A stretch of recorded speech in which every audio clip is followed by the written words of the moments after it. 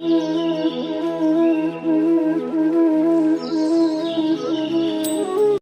श्री सर्वरक्षाकरं शिवकवचम् अथ विनियोगः। ॐ अस्य श्री प्रसादमन्त्रकवचस्य वामदेवऋषिः पङ्क्तिश्छन्दः सदाशिवो देवता साधकाभीष्टसिद्ध्यर्थे पाठे विनियोगः। श्रीभगवानुवाच शिरो मे सर्वदा पातु प्रसादाख्यः सदाशिवः षडक्षरस्वरूपो मे वदनं च महेश्वरः पञ्चाक्षरात्मा भगवान् भुजौ मे परिरक्षतु मृत्युञ्जयस्त्रिबीजात्मा आयो रक्षतु मे सदा वटमूलसमासीनो दक्षिणामूर्तिरव्ययः सदा मां सर्वतः पातु षड्त्रिंशद्वर्णरूपदिक् द्वाविंशारणात्मको रुद्रः कुक्षौ मे परिरक्षतु त्रिवर्णात्मा नीलकण्ठः कण्ठं रक्षतु सर्वदा चिन्तामणिर्बीजरूपे सर्वनारीश्वरो हरः सदा रक्षतु मे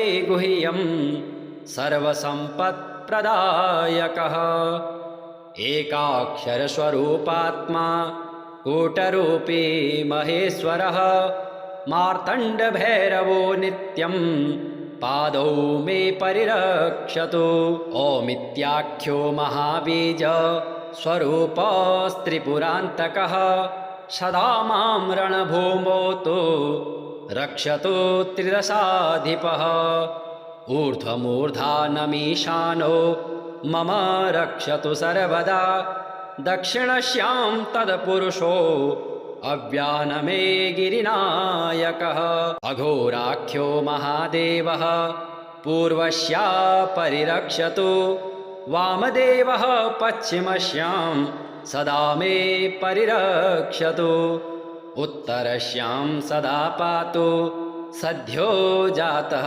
स्वरूपधिक् इत्थरक्षाकरं देवी कवचं देवदुर्लभं प्रातः काले पठेद्यस्तु शोभीष्टफलमाप्नुयात् पूजाकाले पठेद्यस्तु साधको दक्षिणे भुजे देवा मनुष्या गन्धर्वा वश्यास्तस्य न संशयः कवचं यस्तु शिरसि धारयेद्यतिमानवः करस्थास्तस्य देवेशि अणिमाध्यष्टसिद्धयः स्वर्णपत्रे त्विमां विद्यां शुक्लपट्टेन वेष्टितां राजतोदरसंविष्टां कृत्वा च धारयेत् सुधिः सम्प्राप्य महतीं लक्ष्मी मन्त्रं च शिवरूपधिक् यस्मै कस्मै न दातव्यं न प्रकाश्यं कदाचन शिष्याय भक्तियुक्ताय साधकाय प्रकाशयेत् अन्यथा सिद्धिहानिः स्यात् सत्यमेतन्मनोरमे तव स्नेहान् महादेवी कथितं कवचं शुभं न देयं कस्यचित् भद्रे यदिच्छेदात्मनो हितं योर्चयेत् गन्धपुष्पाद्यः कवचं मनमुखोदितं तेनार्चिता महादेवी सर्वे देवा न संशयः। श्रीभगवानुवाच शिरो मे सर्वदा पातु प्रसादाख्यः सदाशिवः षडक्षरस्वरूपो मे वदनं च महेश्वरः पञ्चाक्षरात्मा भगवान् भुजौ मे परिरक्षतु मृत्युञ्जयस्त्रिबीजात्मा आयो रक्षतु मे सदा वटमूलसमासीनो दक्षिणामूर्तिरव्ययः सदा मां सर्वतः पातु षड्त्रिंशद्वर्णरूपदिक् द्वाविंशारणात्मको रुद्रः कुक्षौ मे परिरक्षतु त्रिवर्णात्मा नीलकण्ठः कण्ठं रक्षतु सर्वदा चिन्तामणिर्बीजरूपे सर्वनारीश्वरो हरः सदा रक्षतु मे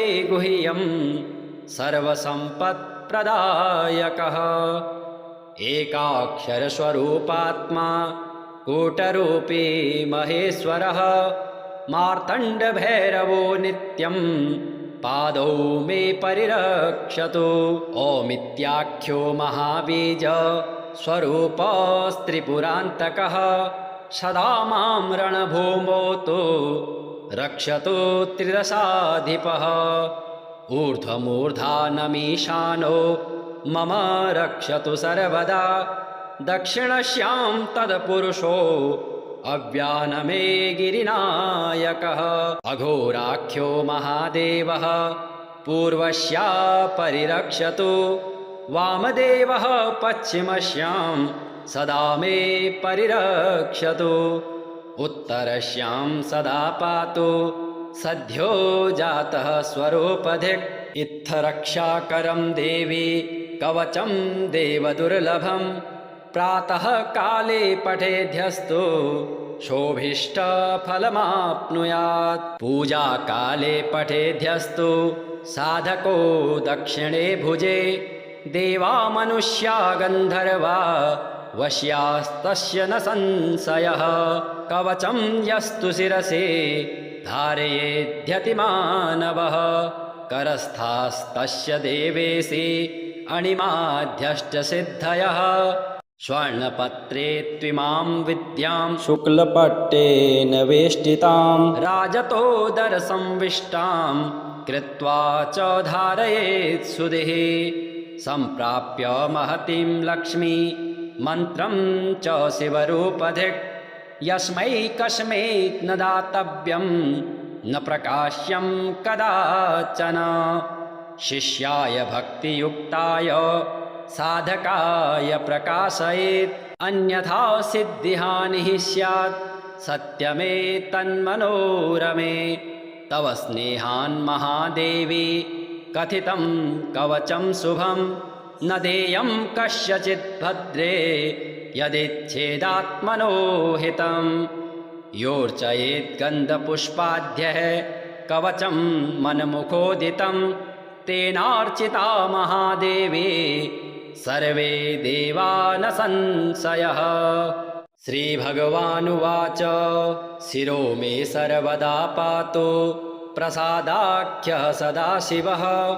षडक्षरस्वरूपो मे वदनं च महेश्वरः पञ्चाक्षरात्मा भगवान् भुजौ मे परिरक्षतु मृत्युञ्जयस्त्रिबीजात्मा आयो रक्षतु मे सदा वटमूलसमासीनो दक्षिणामूर्तिरव्ययः सदा मां सर्वतः पातु षड्त्रिंशद्वर्णरूपधिक् द्वाविंशारणात्मको रुद्रः कुक्षौ मे परिरक्षतु त्रिवर्णात्मा नीलकण्ठः कण्ठं रक्षतु सर्वदा चिन्तामणिर्बीजरूपे सर्वनारीश्वरो हरः सदा रक्षतु मे गुह्यं सर्वसम्पत्प्रदायकः एकाक्षरस्वरूपात्मा कूटरूपी महेश्वरः मार्तण्डभैरवो नित्यं पादौ मे परिरक्षतु ओमित्याख्यो महाबीज स्वरूपस्त्रिपुरान्तकः सदा मां रणभूमौ तु रक्षतु त्रिदशाधिपः ऊर्ध्वमूर्धानमीशानो मम रक्षतु सर्वदा दक्षिणस्यां तत्पुरुषो अव्यानमे गिरिनायकः अघोराख्यो महादेवः पूर्वस्या परिरक्षतु वामदेवः पश्चिमस्यां सदा मे परिरक्षतु उत्तरस्यां सदा पातु सद्यो जातः स्वरूपधिक् इत्थरक्षाकरं देवी कवचं देवदुर्लभं प्रातः काले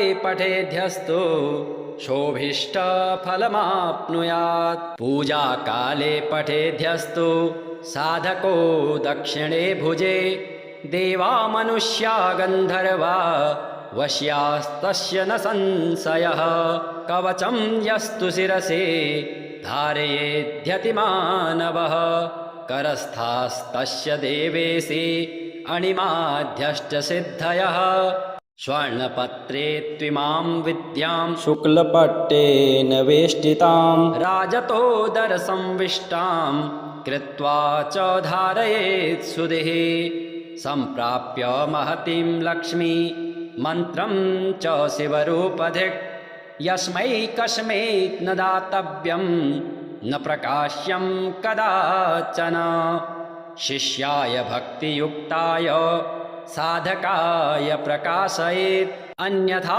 सिद्धिहानिः स्यात् सत्यमेतन्मनोरमे तव स्नेहान् महादेवी कथितं कवचं शुभं न देयं कस्यचित् भद्रे यदिच्छेदात्मनो हितं योर्चयेत् गन्धपुष्पाद्यः कवचं मनमुखोदितं तेनार्चिता महादेवी सर्वे देवा न संशयः। श्रीभगवानुवाच शिरो मे सर्वदा पातु प्रसादाख्यः सदाशिवः षडक्षरस्वरूपो मे वदनं च महेश्वरः पञ्चाक्षरात्मा भगवान् भुजौ मे परिरक्षतु मृत्युञ्जयस्त्रिबीजात्मा आयो रक्षतु मे सदा वटमूलसमासीनो दक्षिणामूर्तिरव्ययः सदा मां सर्वतः पातु षड्त्रिंशद्वर्णरूपधिक् द्वाविंशारणात्मको रुद्रः कुक्षौ मे परिरक्षतु त्रिवर्णात्मा नीलकण्ठः कण्ठं रक्षतु सर्वदा चिन्तामणिर्बीजरूपे सर्वनारीश्वरो हरः सदा रक्षतु मे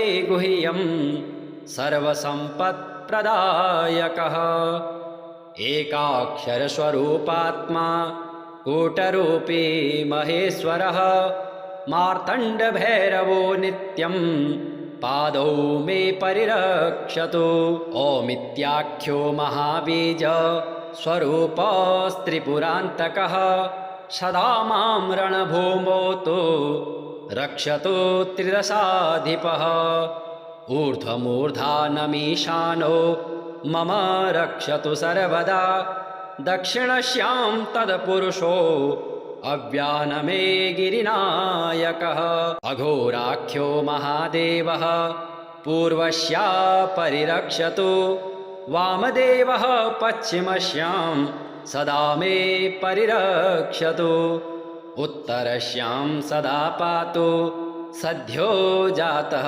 स्वरूपधिक् इत्थरक्षाकरं देवी कवचं देवदुर्लभं प्रातः काले पठेद्यस्तु शोभिष्टफलमाप्नुयात् पूजा काले पठेद्यस्तु साधको दक्षिणे भुजे देवा मनुष्या गन्धर्वा वश्यास्तस्य न संशयः कवचं यस्तु शिरसे धारयेद्यतिमानवः करस्थास्तस्य देवेशे अणिमाध्यष्टसिद्धयः स्वर्णपत्रे त्विमां विद्यां शुक्लपट्टेन वेष्टितां राजतोदरसंविष्टां कृत्वा च धारयेत् सुधिः सम्प्राप्य महतीं लक्ष्मी मन्त्रं च शिवरूपधिक् यस्मै कस्मै न दातव्यं न प्रकाश्यं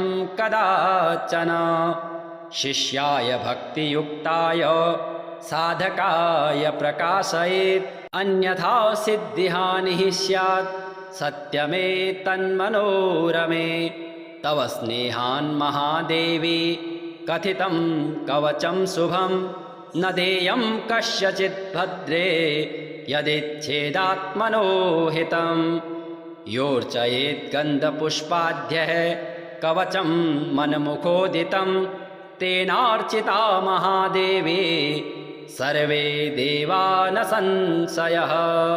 श्रीभगवानुवाच शिरो मे सर्वदा पातु प्रसादाख्यः सदाशिवः षडक्षरस्वरूपो मे वदनं च महेश्वरः।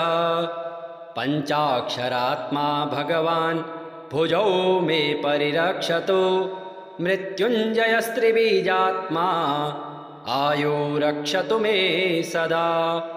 वटमूलसमासीनो दक्षिणामूर्तिरव्ययः सदा मां सर्वतः पातु षड्त्रिंशद्वर्णरूपदिक्। द्वाविंशारणात्मको रुद्रः कुक्षौ मे परिरक्षतु त्रिवर्णात्मा नीलकण्ठः कण्ठं रक्षतु सर्वदा। चिन्तामणिर्बीजरूपे सर्वनारीश्वरो हरः सदा रक्षतु मे गुह्यं सर्वसम्पत्प्रदायकः। एकाक्षरस्वरूपात्मा कूटरूपी महेश्वरः मार्तण्डभैरवो नित्यं पादौ मे परिरक्षतु। ओमित्याख्यो महाबीज स्वरूपस्त्रिपुरान्तकः सदा मां रणभूमौ तु रक्षतु त्रिदशाधिपः। ऊर्ध्वमूर्धानमीशानो मम रक्षतु सर्वदा दक्षिणस्यां तत्पुरुषो अव्यानमे गिरिनायकः। अघोराख्यो महादेवः पूर्वस्या परिरक्षतु वामदेवः पश्चिमस्यां सदा मे परिरक्षतु। उत्तरस्यां सदा पातु सद्यो जातः स्वरूपधिक्। इत्थरक्षाकरं देवी कवचं देवदुर्लभं प्रातः काले पठेद्यस्तु शोभीष्टफलमाप्नुयात्। पूजाकाले पठेद्यस्तु साधको दक्षिणे भुजे देवा मनुष्या गन्धर्वा वश्यास्तस्य न संशयः। कवचं यस्तु शिरसि धारयेद्यतिमानवः करस्थास्तस्य देवेशि अणिमाध्यष्टसिद्धयः। स्वर्णपत्रे त्विमां विद्यां शुक्लपट्टेन वेष्टिताम् राजतोदरसंविष्टां कृत्वा च धारयेत् सुधिः। सम्प्राप्य महतीं लक्ष्मी मन्त्रं च शिवरूपधिक्। यस्मै कस्मै न दातव्यं न प्रकाश्यं कदाचन। शिष्याय भक्तियुक्ताय साधकाय प्रकाशयेत् अन्यथा सिद्धिहानिः स्यात् सत्यमेतन्मनोरमे। तव स्नेहान् महादेवी कथितं कवचं शुभं न देयं कस्यचित् भद्रे यदिच्छेदात्मनो हितम्। योर्चयेत् गन्धपुष्पाद्यः कवचं मन्मुखोदितं तेनार्चिता महादेवी सर्वे देवा न संशयः।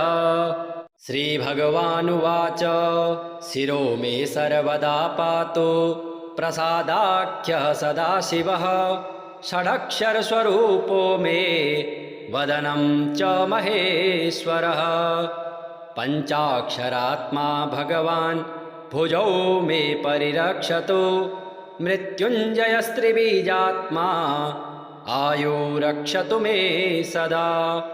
वटमूलसमासीनो दक्षिणामूर्तिरव्ययः सदा मां सर्वतः पातु षड्त्रिंशद्वर्णरूपदिक्। द्वाविंशारणात्मको रुद्रः कुक्षौ मे परिरक्षतु त्रिवर्णात्मा नीलकण्ठः कण्ठं रक्षतु सर्वदा। चिन्तामणिर्बीजरूपे सर्वनारीश्वरो हरः सदा रक्षतु मे गुह्यं सर्वसम्पत्प्रदायकः। एकाक्षरस्वरूपात्मा कूटरूपी महेश्वरः मार्तण्डभैरवो नित्यं पादौ मे परिरक्षतु। ओमित्याख्यो महाबीज स्वरूपस्त्रिपुरान्तकः सदा मां रणभूमौ तु रक्षतु त्रिदशाधिपः। ऊर्ध्वमूर्धानमीशानो मम रक्षतु सर्वदा। दक्षिणस्यां तत्पुरुषो अव्यानमे गिरिनायकः। अघोराख्यो महादेवः पूर्वस्या परिरक्षतु। वामदेवः पश्चिमस्यां सदा मे परिरक्षतु। उत्तरस्यां सदा पातु सद्यो जातः स्वरूपधिक्। इत्थरक्षाकरं देवी कवचं देवदुर्लभं। प्रातः काले पठेद्यस्तु शोभीष्टफलमाप्नुयात्। पूजाकाले पठेद्यस्तु साधको दक्षिणे भुजे। देवा मनुष्या गन्धर्वा वश्यास्तस्य न संशयः। कवचं यस्तु शिरसि धारयेद्यतिमानवः। करस्थास्तस्य देवेशि अणिमाध्यष्टसिद्धयः।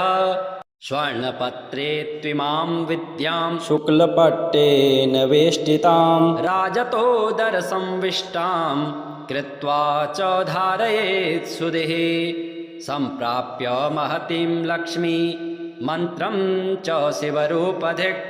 यस्मै कस्मैत् न दातव्यं न प्रकाश्यं कदाचन।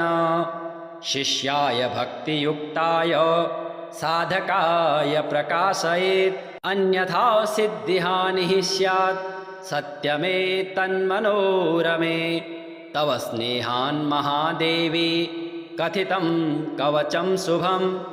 न देयं कस्यचित् भद्रे यदिच्छेदात्मनो हितम्।